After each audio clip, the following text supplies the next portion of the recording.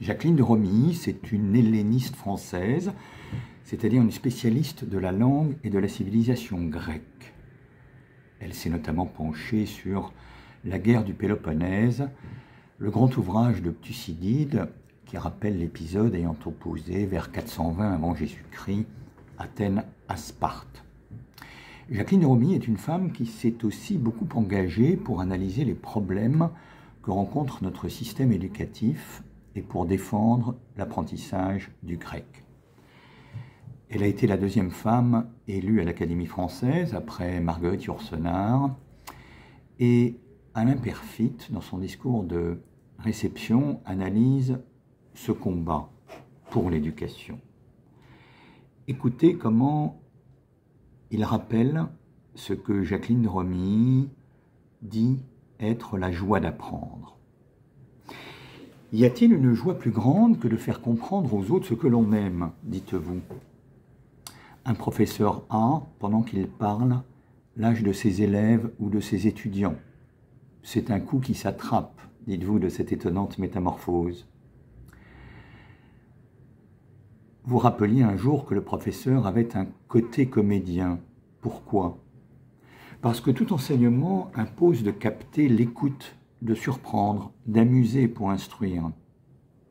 Avec ses élèves, un professeur retrouve sous une forme neuve la connaissance qu'il a mission de communiquer. Elles redeviennent fraîches, inattendues, on revient à la source.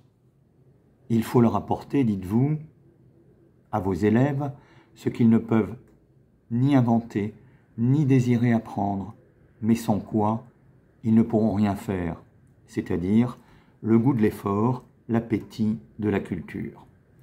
Enseigner, ce n'est pas seulement transmettre la culture que l'on a, c'est transmettre la conquête et surtout le goût de conquérir. La culture n'est pas un trésor dont on jouit, ni dont on puisse donner les clés. La culture est toujours une démarche personnelle. Vous parlez du paradis de l'enseignement. Mais vous savez bien que tous les élèves ne sont pas des anges. Visage fermé ou nigaud, sournois ou arrogant, les petits hommes ont déjà des tares et des vertus d'adultes. La foi et le talent du maître devraient lui permettre de dominer la situation.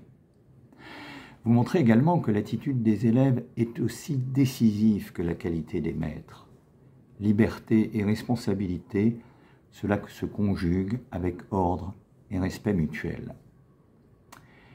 Et puis un petit peu plus loin, dans son discours, Alain Peyrefitte évoque quelle est l'utilité du grec selon Jacqueline de Romilly.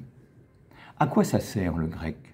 Pour l'intelligence, pas de plus bel exercice que son étude. Ce sont les poids et haltères de l'intelligence. L'apprentissage de la langue grecque, dites-vous, apprend d'abord à raisonner. Aucune confusion ne pardonne. Chaque faute sanctionne un manque de jugement et devient une éclatante leçon de rigueur. Chaque mot cache une idée. Le grec permet de mieux se comprendre, d'éviter les formules toutes faites d'une langue de bois, de réduire les malentendus. 100 fois, vous avez expliqué, aucune connaissance non technique ne sert jamais de façon directe. L'ingénieur, dites-vous, se sert-il tant des parallélépipèdes ou des équations qui peuplaient ses cahiers d'élèves? Non. A-t-il perdu son temps? Non. Il a appris à raisonner. De même avec le grec. L'apprentissage de la langue grecque, dites-vous, apprend d'abord à raisonner. Et puis, il y a aussi l'histoire, puisque l'aventure de la liberté se conjugue avec l'histoire de la Grèce, et plus particulièrement d'Athènes. Elle se fonde sur l'indépendance de la cité. Elle s'enrichit dans la démocratie, pratique publique et quotidienne d'une société de citoyens. Elle suppose la bravoure, mais la générosité aussi, une morale élevée et condition de la liberté. C'est pour avoir négligé la générosité qu'Athènes voit briller son essor et sombrer sa splendeur. Alors, ce que nous dit ce texte important, c'est que d'une part, la culture fait de nous des citoyens capables de choisir et non de subir, que c'est une démarche d'effort et de rigueur personnelle afin d'acquérir une liberté d'appréciation, et puis d'autre part, que tout ce qui nous semble gratuit est souvent ce qu'il y a de plus précieux, par l'apprentissage du raisonnement et du jugement. C'est en ce sens que le grec, tout comme les maths et tout ce qui ne présente pas d'utilité directe, forme souvent le socle de notre édifice culturel.